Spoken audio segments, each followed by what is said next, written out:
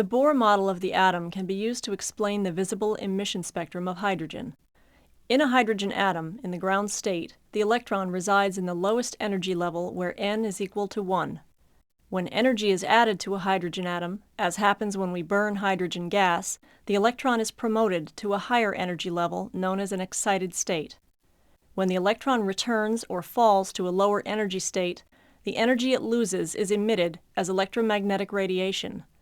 The wavelength of the radiation emitted depends on the difference in energy between the initial and final states.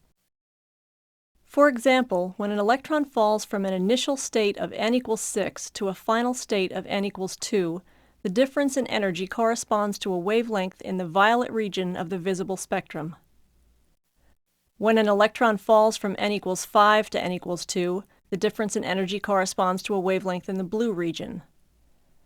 When an electron falls from n equals 4 to n equals 2, the difference in energy corresponds to a wavelength in the green region.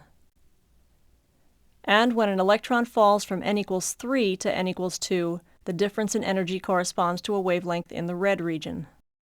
The electron in a hydrogen atom may be promoted to a level other than n equals 3, 4, 5, or 6, and electrons may fall from an excited state to a level other than n equals 2. But these transitions are those in which the energy difference between the levels corresponds to a wavelength in the visible region of the electromagnetic spectrum.